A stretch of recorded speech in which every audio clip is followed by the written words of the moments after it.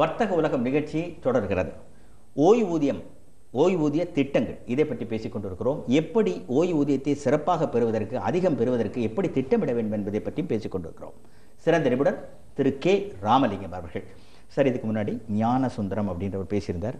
ஓய்வு பெற்று 11 ஆண்டு ஆயிடுச்சு. மியூச்சுவல் ஃபண்ட்ஸ் திட்டத்தை பற்றி எப்படி இன்னும் சிறப்பாக சொல்ல முடியும்? ஓகே, அவரை பொறுத்த வரைக்கும் வந்து பார்த்தீங்க அப்படின்னா, அவருடைய தேவை அப்படின்னு எடுத்துகிட்டு பார்த்தீங்க அப்படின்னா, அவர் வந்து மியூச்சுவல் ஃபண்டில் முதலீடு பண்ணலாமா அப்படின்றது வந்துட்டு அவர் என்ன அடிப்படையில் முதலீடு பண்ணுறாரு. அவருக்கு வந்து குறுகிய காலத்துக்கு முதலீடு பண்ணுறாரு அப்படின்னா மியூச்சுவல் ஃபண்டில் இருக்கக்கூடிய ஈக்விட்டி திட்டங்களை அவர் தவிர்க்கிறது நல்லது. இப்போது ஒரு 5 வருடத்திற்கு மேலே 7 வருடத்திற்கு மேலே எனக்கு ஒரு தொகை தேவைப்படுது, 7 வருஷத்துக்கு அப்புறமா எனக்கு வந்து இன்கம் வேணும், அதுக்காக நான் இப்போ வந்து கொஞ்சம் கொஞ்சம் பணம் போட்டு சேமிச்சுட்டு வரேன் அப்படின்ற பட்சத்தில் அவர் வந்து மியூச்சுவல் ஃபண்டில் இருக்கிற ஈக்விட்டி ஃபண்டுகளை அவர் வந்து முதலீடு பண்ணலாம். அவர் வந்து கேட்ட இன்னொரு கேள்வி வந்து என்ன அப்படின்னா, மியூச்சுவல் ஃபண்டில் இந்த ஸ்டாப் லாஸ் இந்த மாதிரி இருக்கா, டெய்லி வாட்ச் பண்ணுமா அப்படின்ற மாதிரி அவர் வந்து கேட்டார். அதாவது இந்த முதலீடுகளில், பங்குச்சந்தை முதலீடுகளில் வந்து எடுத்துட்டிங்கன்னா 2 விஷயங்கள் வந்து இருக்குது. ஒன்று வந்து ட்ரேடிங், இன்னொன்று வந்து இன்வெஸ்ட்மெண்ட் அப்படின்றது வந்து நீங்கள் முதலீடு பண்ணிட்டு ஒரு 5 வருடமோ 7 வருடமோ 10 வருடமோ விட்டு வைக்கிறீங்க. இதை வந்து நம்ம முதலீடு அப்படின்னு சொல்கிறோம். ட்ரேடிங் அப்படின்றது வந்துட்டு காலையில் வாங்குறோம், ஈவினிங் விற்கிறோம், இன்றைக்கி வாங்குறோம், நாளைக்கு விற்கிறோம், 1 மாதத்துக்குள்ள 6 மாதத்துக்குள்ளே விற்கிறதெல்லாம் நம்ம வந்து ட்ரேடிங் அப்படின்னு சொல்லி நம்ம வந்து சொல்கிறோம். அது சந்தையில் ஏற்படக்கூடிய மாற்றங்களுக்கு வச்சுட்டு நமக்கு ஒரு அனுகூலம் தேடிக்கிறோம். அதுதான் வந்து நம்ம ட்ரேடிங் அப்படின்னு சொல்லி சொல்கிறோம். அந்த ட்ரேடிங்கை வந்து அவர் வந்து அவாய்ட் பண்ணுறது பெட்டர். ஏன்னா ரிட்டையர்மெண்ட் ஆனதுக்கப்புறமா ட்ரேடிங் அப்படின்ற அளவுக்கு ஒரு ஹை ரிஸ்க் அவர் எடுக்க வேண்டிய அவசியம் இல்லை. அவர் வந்து இன்வெஸ்ட்மெண்ட் அப்படின்றத மட்டுமே ஃபோக்கஸ் பண்ணலாம். இன்வெஸ்ட்மெண்ட்டில் மியூச்சுவல் ஃபண்டில் ஈக்விட்டி ஃபண்ட் அப்படின்றத வந்துட்டு அவர் 7 வருஷத்துக்கு அப்புறமா தனக்கு பணம் தேவைப்படும் அப்படின்னு நினைச்சார் அப்படின்னா, அல்லது 5 வருடத்துக்கு பிறகு பணம் தேவைப்படும் நினைச்சார் அப்படின்னா, டைவர்சிஃபைடு ஈக்விட்டி ஃபண்ட் திட்டங்களை அவர் வந்து தொடர்ந்து முதலீடு பண்ணலாம். அந்த திட்டங்கள் சரியான திட்டங்களாக இருக்கா, நல்லா பெர்ஃபார்ம் பண்ணிட்டு இருக்கான்றதை அவர் வாட்ச் பண்ணிக்கணும். இல்லைன்ற பட்சத்தில் பெர்ஃபார்மிங் திட்டங்களுக்கு அவர் இடையில மாற்றிக்கலாம். மற்றபடி வந்துட்டு அவர் ரிஸ்க் எடுக்க விரும்பலை, இந்த வயசில் எனக்கு வேணாம், எனக்கு இன்னும் 1 வருஷத்தில் 2 வருஷத்தில் பணம் தேவைப்படுன்ற பட்சத்தில் அவர் வச்சிருக்கிற டைவர்சிஃபைடு ஈக்விட்டி ஃபண்ட் திட்டங்களை விட்டு வெளியேறி ரிஸ்க் இல்லாத FD, MIS, senior citizen savings scheme அல்லது மியூச்சுவல் ஃபண்ட்லேயே வந்து இருக்கக்கூடிய டெட் திட்டங்கள், இந்த மாதிரியான திட்டங்களை அவர் முதலீடு பண்ணலாம். சார், இன்னொரு நேர் வந்துட்டார் சார். வணக்கம், வர்த்தக உலகம். சார், அந்த இணைப்பு கிடைக்கல, துண்டிச்சாச்சு. அதுக்கு நடுவில் நம்ம இன்னொரு கேள்வி கேட்கலாம்னு நினச்சிட்டு இருந்தேன். அதாவது பல திட்டங்கள் இருக்குது. இப்போது ப்ராவிடென்ட் ஃபண்டுன்னு முதலே நான் நிகழ்ச்சியில் சொன்னேன். இப்போ புதுதாக இந்த என்பிஎஸ், நியூ பென்ஷன் ஸ்கீம்னு இருக்குது. அது மாதிரி பிபிஎஃப் இருக்குது, இபிஎஃப் இருக்குது. அதே மாதிரி இப்போ மியூச்சுவல் ஃபண்டை பற்றி சொன்னீங்க. பல திட்டங்கள் இருக்குது. அதனால் இந்த நியூ பென்ஷன் ஸ்கீமை பற்றி இன்னும் கொஞ்சம் விளக்கமாக சொல்லுங்கள். நியூ பென்ஷன் ஸ்கீம் அப்படின்றது வந்து எடுத்துகிட்டு பார்த்தோம் அப்படின்னா, அது வந்துட்டு இப்போது ஒரு 22 டெசிக்னேட்டட் பேங்க்ஸ் இருக்குது. அங்கே வந்து நீங்கள் வந்து ஓப்பன் பண்ணலாம். அல்லது இப்போது அதோட ரிஜிஸ்டார் அப்படின்றது கேம்ப்ஸ் இருக்காங்க, சர்வீஸ் பாயிண்ட், அங்கேயும் வந்து ஒருத்தர் முதலீடு பண்ணணும்னு நினச்சாருன்னா அங்கே போய் ஒரு அக்கௌண்ட் வந்து அவர் ஆரம்பிக்க முடியும். இதில் வந்து என்ன அப்படின்னு பார்த்தீங்க அப்படின்னா 3 விதமான திட்டங்களை வந்து வச்சுருக்காங்க. 3 விதமான திட்டங்கள் என்ன அப்படின்னு பார்த்தீங்க அப்படின்னா, அந்த என்பிஎஸ் தொடர்ந்து பேசுவோம். அந்த நேர் வந்துட்டு ஓகே, இணைப்பு கிடைச்சிருச்சு. வணக்கம், வர்த்தக உலகம். வணக்கம் சார். வணக்கம், வர்த்தக உலகம் சார். ஹலோ சார், கேக்குதுங்களா ஐயா? என்ன கேள்வி, எங்கேருந்து பேசுறீங்க, உங்க பேரை சொல்லுங்க. சார், நான் பார்த்திபன் பேசுறேன், பெங்களூர்ல இருந்து. வெல்கம் பார்த்திபன், சொல்லுங்க. நான் ஒரு ஐடி ப்ரொஃபஷனல் ஆக்சுவலா. சரிங்க. நான் வந்து ஏஜ் வந்து 43ங்க. சரி.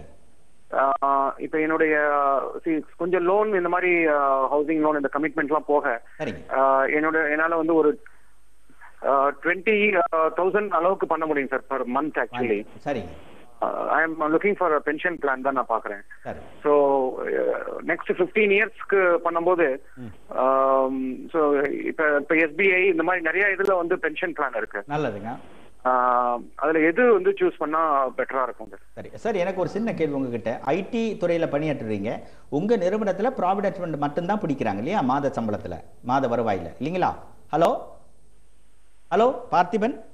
எஸ், கரெக்ட், நீங்க சொல்றது correct sir. Only provident fund மட்டும் தான் படிக்கிறாங்க. சரி, இதை தவிர நீங்க ஒரு திட்டமிடுறதுக்கு 15 ஆண்டுகளுக்கு ஒரு எப்படி திட்டமிடலான்றதான் கேக்குறீங்க. 20,000 மாதம் உங்களால இதுல சேமிக்க முடியும். ஆமா மிஸ்டர் பார்த்திபன், நீங்க வந்து இப்போ ரிட்டையர் ஆகணும் அப்படின்ற போது, இப்போ உதாரணமா இப்போ நீங்க 15 வருஷம் கழிச்சு ரிட்டையர் ஆகணும் அப்படின்னு சொல்றீங்க. நீங்க இன்னைக்கு ரிட்டையர் ஆகிறீங்கன்னு வச்சுக்கோங்க. இன்னைக்கு 15 ஆண்டுகள் முடிந்து இன்னைக்கு நீங்க ரிட்டையர் ஆகிறீங்க அப்படின்னா உங்களுக்கு மாத வருமானம் எவ்வளவு தேவைப்படும், அல்லது ஆண்டு வருமானம் எவ்வளவு தேவைப்படும் நீங்க நினைக்கிறீங்க இன்னைக்கு இருக்கிற லைஃப் ஸ்டைலுக்கு? நீங்க ஆண்டு வருமானம் அன்னைக்கு வந்து நான் இன்னைக்கு என்ன ஏர்ன் பண்றேனோ அதே அளவுக்கு எனக்கு தேவைப்படுங்க. அது தொகை சொன்னீங்க. அந்த தொகை குறிப்பாக நீங்க எவ்வளவு மாதம் உங்களுக்கு தேவை, கம்ஃபர்டபுளா இந்த ஸ்டாண்டர்ட் அப்படியே மெயின்டைன் பண்ண? ஆமா, இந்த ஸ்டாண்டர்டை மெயின்டைன் பண்ணணும். எவ்வளவு மாதம்? ஒரு 20 லட்சம் ஆண்டு வருமானம் தேவைப்படும். சரி, ஆண்டு வருமானம் இன்னைக்கு இருக்கிற காஸ்ட் ஆஃப் லிவிங்ல கேக்குறீங்க? 20 லட்சம் ஆண்டுக்கு. இன்னைக்கு இருக்கிற காஸ்ட் ஆஃப் லிவிங்ல 20 லட்சம். இன்னைக்கு இருக்கிற காஸ்ட் ஆஃப் லிவிங்ல 20 லட்சம் ரூபாய். வாழ்த்துக்கள் பார்த்திபன், நல்ல கேள்வி. சார் தான் கிளியரா சொல்லணும். இப்போ 20 லட்சம் ரூபாய்க்கு வந்து உங்களுக்கு வந்து ஆண்டு வருமானம், அதாவது உங்களுக்கு ஓய்வூதியம் வரணும் அப்படின்ற மாதிரி நீங்க நினைக்கிறீங்க அப்படின்னா, இப்போ நீங்க ரிட்டையர் ஆகிறதுக்கு இன்னும் 15 வருடங்கள் இருக்குது. இப்போ உங்களுக்கு நீங்க ரிட்டையர் ஆனதுக்கு அப்புறமா வந்து பார்த்தீங்கன்னா 58 வயசுல இருந்து ஒரு தோராயமா லைஃப் எக்ஸ்பெக்டன்சி அப்படின்றது 85 வயது வரைக்கும் வச்சுக்கிட்டா கூட வந்துட்டு உங்களுக்கு 58 வயது ஆகும்போது 15 வருடங்கள் முடிவடைகிற சூழ்நிலையில் பார்த்தீங்கன்னா அப்போ உங்களுக்கு எவ்வளவு பணம் தேவைப்படும்னா ஏறக்குறைய வந்து உங்களுக்கு வந்து 48 லட்சம் ரூபாய் வந்து தேவைப்படுது. இன்றைக்கு இருக்கக்கூடிய காஸ்ட் ஆஃப் லிவிங் 20 லட்சம் ரூபாய் அப்படின்னா 15 ஆண்டுகள் முடிவடையும் போது ஏறக்குறைய 48 லட்சம் ரூபாய் உங்களுக்கு வந்து தேவைப்படுது. இந்த இன்ஃப்ளேஷன், அதாவது பணவீக்கம் அடிப்படையில் இந்த தொகையை நீங்க கணக்கிட்டு ஆமா, பணவீக்க அடிப்படையில் வந்து பாத்தீங்க அப்படின்னா ஒரு 6% பணவீக்கம் வச்சுருக்கோம். குறைவான பணவீக்கம் வச்சுட்டு பார்த்தா கூட உங்களுக்கு வந்து என்ன ஆகுது அப்படின்னு பார்த்தீங்கன்னா 47 லட்சம் ரூபாய் உங்களுக்கு 48 லட்சம் ரூபாய் உங்களுக்கு தேவைப்படுது. இந்த 48 லட்சம் ரூபாய் உங்களுக்கு வந்து வரணும் அப்படின்றதுக்காக நீங்க வந்து பாத்தீங்கன்னா ஏறக்குறைய நீங்க வந்து அக்குமுலேட் பண்ண வேண்டிய கார்பஸ் எவ்வளவு தொகை நீங்க சேமிக்கணும்னா ஏறக்குறைய 10 கோடி ரூபாய் கிட்ட வந்து நீங்க வந்து சேமிக்க வேண்டியது வந்து வருது. 10 கோடி ரூபாய் கிட்ட நீங்க சேமிச்சாதான் உங்களால வந்துட்டு இவ்வளவு தொகையை வந்து உங்களால கொண்டு வர முடியும். இந்த 15 ஆண்டுகள்ல இந்த 15 ஆண்டுகள்ல படிப்படியா கொண்டு வரணும். அவர் ஏற்கனவே அவர் தொகை சேமிச்சு வச்சிருக்காரு அப்படின்னா அதை வந்து அவர் இதுல இருந்து கழிச்சுக்கலாம். எவ்வளவு வச்சிருக்காரோ அதுக்கேற்ற மாதிரி அவர் கழித்து கொண்டு பேலன்ஸ் வந்து மட்டும் அவர் சேவ் பண்ணாருன்னா போதும் அவருக்கு. இதுக்காக வந்து இவர் இப்ப இருந்து அவர் ஆனுவலா வந்து எவ்வளவு பண்ணணும் அப்படின்னு பாத்தீங்கன்னா ஏறக்குறைய வந்து 27 லட்சம் ரூபாய் வந்து வருஷம் அவர் வந்து கான்ட்ரிபியூட் பண்ண வேண்டியதுக்கு அடுத்த 15 வருடங்களுக்கு கான்ட்ரிபியூட் பண்ணாதான் அவர் வந்து 15 வருடங்கள்ல இந்த 10 கோடி ரூபாய் அப்படின்ற ஒரு தொகையை வந்து அச்சீவ் பண்ண வந்து முடியுது. இது ஏற்கனவே நீங்க வந்து ஒரு கோடி ரூபாய் 2 கோடி ரூபாய் ஏற்கனவே அக்குமுலேட் பண்ணி வச்சிருக்கீங்கன்னா அதுக்கு ஏற்ற மாதிரி உங்களுக்கு இந்த தொகைகள் வந்து குறையும். நீங்க சேமிக்க வேண்டிய தொகைகள் வந்து குறையும். நான் ஏற்கனவே சொன்ன மாதிரி வந்து என்ன அப்படின்னா இன்னைக்கு இருக்கிற ஜென்ரேஷன் வந்து சீக்கிரமே ரிட்டையர் ஆகும்னு நினைக்கிறாங்க. லைஃப் ஸ்டைலை வந்து இப்போ என்ன லைஃப் ஸ்டைல் வச்சுக்கணும் அதே லைஃப் ஸ்டைல் வச்சுக்கணும்னு நினைக்கிறாங்க. பட் அதுக்கு இவ்வளவு பெரிய தொகை வேணும் அப்படின்றத ரியலைஸ் பண்ணிருக்காங்களா அப்படின்னு பார்த்தோம்னா ரொம்ப குறைவான நபர்கள் தான் ரியலைஸ் பண்றாங்க. கேப் அதிகமா வருது. மாதம் 20,000 தான் அவரால் சேமிக்க முடியும்னு சொல்லும்போது நீங்க சொல்ற அந்த மாத தொகை வந்து அதிகமா வருது. ஆமா, அப்ப எப்படி அவருடைய மாத வருமானம் கிட்டத்தட்ட 1.75 lakhs வருதுங்க. இருந்தாலும் அவருடைய சேமிப்பு இப்ப நான் செய்ய முடியுது 20,000 தான் சொல்றாரு. அப்ப எப்படி அந்த இடைவெளியை அவர் எப்படி நிரப்ப முடியும்? அதாவது அவர் இப்போ வந்து வேற சில அசெட் ஏதாவது வச்சிருக்கலாம். இப்போ ஒரு பிளாட்டோ ப்ராப்பர்ட்டியோ இன்வெஸ்ட் பண்ணி வச்சிருக்கலாம். நம்ம அதையும் கணக்கில் எடுத்துக்கணும். நம்ம அது போக வந்துட்டு இப்போ இன்னைக்கு அவரால் 20,000 சேமிக்க முடியலாம். அப்படி அடுத்த வருஷம் பார்த்தீங்கன்னா அவரால் வந்து இன்னும் அதிகமான தொகையை சேமிக்க முடியும். வருஷம் வந்து அவருடைய சேமிப்புக்கான தொகை வந்து அதிகரித்து கொண்டே போகும் இல்லையா? ஸோ இதை வச்சு அவரால் வந்து மேட்ச் பண்ண முடியும். அதனால வந்து அவருக்கு என்ன புரிஞ்சுக்கணும்னா இவ்வளோ பெரிய கேப் இருக்குன்றதை அவர் ஃபர்ஸ்ட் ரியலைஸ் பண்ணிக்கணும். அதுக்கு ஒரு சரியான திட்டம் கொண்டு வரும். எப்படி நம்ம இந்த கேப்பை பிரிட்ஜ் பண்ண போகிறோம்? ஒன்று அவரோட ஆஸ்பிரேஷன் அவர் சொல்கிற அந்த 20 lakhs per annum அப்படின்றத வந்து அவர் கம்மி பண்ணிட்டு ஒரு 15 lakhs 12 lakhs அப்படின்றதுக்காக பிளான் பண்ணலாம். அல்லது இந்த 20,000 அப்படின்றத அவர் எப்படி அதிகமா வந்து இன்க்ரீஸ் பண்றது அப்படின்றதையும் அவர் வந்து திட்டமிடலாம். தொகையை சொல்லிட்டீங்க, எந்த மாதிரி திட்டங்கள்ல அவர் முதலீடு பண்ணலாம்? இப்போ இவரை வந்து பாத்தீங்க அப்படின்னா இன்னும் 15 வருஷம் வந்து அவருக்கு வந்து இருக்குது. இந்த 15 வருடங்கள் இருக்கின்ற காரணத்தினால வந்துட்டு நான் இவருக்கு சொல்றது வந்து என்ன சொல்றேன் அப்படின்னா அவர் பென்ஷனுக்காக முதலீடு பண்றதுல வந்துட்டு ஏறக்குறைய 70% வந்து டைவர்சிஃபைடு ஈக்விட்டி ஃபண்ட் திட்டங்கள்ல வந்து முதலீடு பண்ணலாம். 30% வந்து ரிஸ்க் கம்மியா இருக்கக்கூடிய டெட் ஃபண்டுகள்லயோ அல்லது பிபிஎஃப் திட்டத்திலேயோ வந்து அவர் தொடர்ந்து முதலீடு பண்ணிட்டு வரணும். ரிட்டையர்மெண்ட்டுக்கு 15 வருடங்கள் இருக்கு. 11 வருடம் ஆகும்போது வந்து என்ன பண்ணணும் அப்படின்னா ஈக்விட்டியில் இருக்கிற எக்ஸ்போஷரை கொஞ்சமா குறைக்க ஆரம்பிச்சிடணும். குறைக்க ஆரம்பிச்சு அந்த 15 வருடங்கள் முடிவடையும் போது ஈக்விட்டி எக்ஸ்போஷர் 0 ஆக்கிடணும் அவர். இந்த மாதிரி திட்டங்கள்ல பண்ணிட்டு வந்தார் அப்படின்னா அவரால் வந்து இந்த தொகையை வந்து அச்சீவ் பண்ண முடியும். So equity diversified equity funds debt fund அதுவும் 11 ஆண்டுகளுக்கு பிறகு அதை குறைத்து ஈக்விட்டி எக்ஸ்போஷரை குறைச்சிக்கணும். இவ்வளவுதான் இப்போதைக்கு அவருடைய ஒரு திட்டமிடுதல். இந்த இடைவெளிக்கு அவர் இவ்வளவுதான் செய்ய முடியும். ஆனா இதை சிறப்பாக செய்யணும், அதிகம் சேமிக்கணும் கண்டிப்பா. வணக்கம் வர்த்தக உலகம். ஹலோ சார், நான் ஜெயபாலன் ரெட்டில்ஸ்ல இருந்து பேசுறேன். வெல்கம் ஜெயபாலன், சொல்லுங்க. ஒன்றும் இல்லை சார், நான் நியரிங் 65. சரிங்க. இப்போ நான் என்னுடைய ஒய்ஃப் அண்ட் ஸ்பவுஸ் 2 டாட்டருக்கு ஏதாவது சம் செக்யூரிட்டி செய்யணும்னு நினைக்கிறேன். சரிங்க. இப்போ ஆல்ரெடி நான் வந்து எஸ்பி சேவிங்ஸ் அக்கௌண்ட்ல வந்து 4% கூட கொடுக்கல நேஷனலைஸ் பேங்க்ல. இப்போ நான் பிசினஸ் பீப்புளா இருக்கேன், 13% நான் ஃபார்ம் லோன்லாம் வாங்கியிருக்கேன் நான். இப்போ என்னுடைய இதுக்கு பாத்தீங்கன்னா 4% தான் தராங்க நேஷனலைஸ் பேங்க்ல. சேம் பேங்கே தே ஆர் சார்ஜிங் 13%. இப்போ எனக்கு வந்து 2 பர்பஸ் சால்வ் ஆகணும். எனக்கு பென்ஷன் ஸ்கீம்ல என்னுடைய ஒய்ஃபுக்கும் எனக்கும் கொஞ்சம் சாட்டிஸ்ஃபை ஆகணும். சரிங்க. அகைன் நான் பிசினஸ் வந்து up to my living I can do business. சரிங்க. இப்போ நம்ம வந்து நேஷனல் எக்கானமில இப்போ ஒரு அக்ரிகல்ச்சர்னு சொல்றாங்களே தவிர ஒரு அக்ரிகல்ச்சர் சேவிங்க்கு நான் ஒரு ஸ்பெஷல் ஸ்கீம் சோஃபார் இம்ப்ளிமெண்ட் ஆகல. சரியா சொல்றாங்க. நாங்க 13% charge still we are paying. Still we are getting only 4% எங்களுடைய சேவிங். புரியுதுங்க. இப்போ உங்களுடைய எக்கனாமிஸ்ட் இதெல்லாம் சொல்லி கவர்மெண்ட் ஆஃப் இந்தியாக்கு என்ன மாதிரி ஒரு அக்ரிகல்ச்சர் சேவ் பண்ணக்கூடாது. First point. சரிங்க. ரெண்டாவது क्वेश्चन வந்து நான் என்னுடைய ஃபியூச்சர் பிளானுக்கு எனக்கு நாங்க வந்து ரிட்டையர்மெண்ட் பென்ஷன் எதுவும் கவர்மெண்ட்ல கொடுக்க மாட்டாங்க. ஆமாங்க சார். எனக்கு இன்ஃபேக்ட் இன்னும் ஒரு 25 இயர்ஸ்ல என்ன ஆகும் என்னுடைய மணி வேல்யூ சொல்ல முடியாதுல்ல. புரியுதுங்க. அப்போ அந்த ரேட்ல வந்து எனக்கு வந்து ஹையர் இது இன்கம் வேணும்ல எனக்கு. சரி, எப்படி சேமிக்கலாம், எந்த எப்படி சேமிச்சா எனக்கு பெட்டரா இருக்கும் நீங்க சொல்லுங்க. ரொம்ப சிறப்பான கேள்வி சார். கேள்விக்கு நன்றி. நிகழ்ச்சி பாருங்க சார். ஜெயபாலன் கேள்வியில இருந்து ஒரு முக்கியமான கருத்து.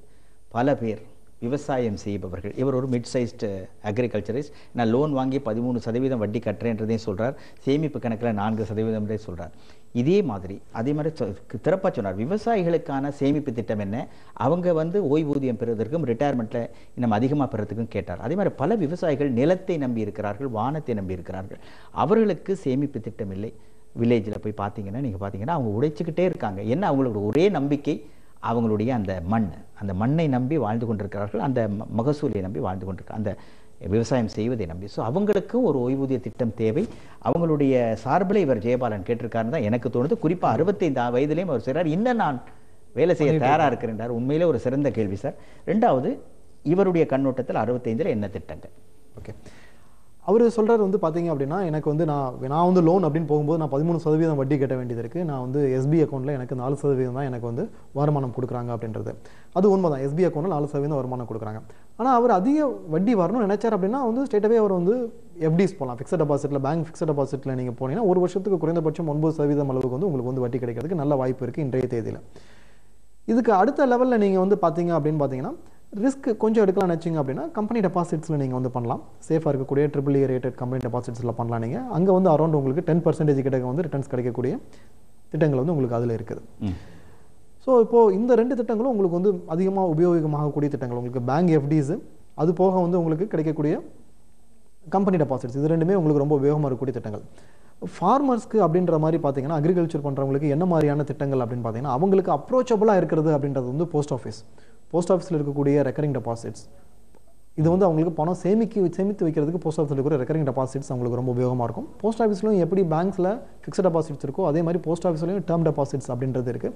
அவங்க அதுலேயும் வந்து முதலீடு பண்ணிட்டு வரலாம். பணம் சேமிச்சாச்சு, இந்த தொகையிலேருந்து எனக்கு வருமானம் வரணும் அப்படின்ற சூழ்நிலையில் வந்து அவங்க வந்து என்ன பண்ணலாம் அப்படின்னா போஸ்ட் ஆஃபீஸ் எம்ஐஎஸ் திட்டங்களில் முதலீடு பண்ணலாம். அதில் 8% வட்டி கிடைக்கும் அவங்களுக்கு. அது போக வந்து 5% ஊக்கத்தொகை வந்து முதிர்வடையும் போது வந்து கிடைக்கும். அடுத்ததாக வந்து சீனியர் சிட்டிசன் சேவிங் ஸ்கீம்ஸ்னு இருக்குது. அது 5 வருட காலம், 3 மாதத்துக்கு ஒரு தடவை உங்களுக்கு அதில் வட்டி கிடைக்கும் உங்களுக்கு. இதில் வந்து ஆண்டுக்கு வந்து 9% வட்டி வந்து கிடைக்குது. ஸோ அவர் 65 வயது அப்படின்ற காரணத்தினால வந்து அவர் வந்து சீனியர் சிட்டிசன் சேவிங் ஸ்கீம்ஸில் தாராளமாக வந்து முதலீடு பண்ணலாம். அவர் ஒய்ஃப்க்கும் வந்து செக்யூர் பண்ணணும் அப்படின்னு சொல்லி அவர் சொன்னார். அதுக்கு வந்து அவர் ஒய்ஃப் பேர்லேயும் இந்த சீனியர் சிட்டிசன் சேவிங் ஸ்கீமை வந்து அவர் வந்து துவங்கலாம். ஆக 2 பேருமே வந்து இந்த சீனியர் சிட்டிசன் சேவிங் ஸ்கீமை வந்து அதிக அளவில் உபயோகப்படுத்திக்கலாம் அப்படின்றதான் என்னுடைய பதிலாக இருக்கும். சரி, தொடர்ந்து பேசுவோம். சிறு இடைவேளைக்கு பிறகு வர்த்தக உலகம் நிகழ்ச்சி தொடரும்.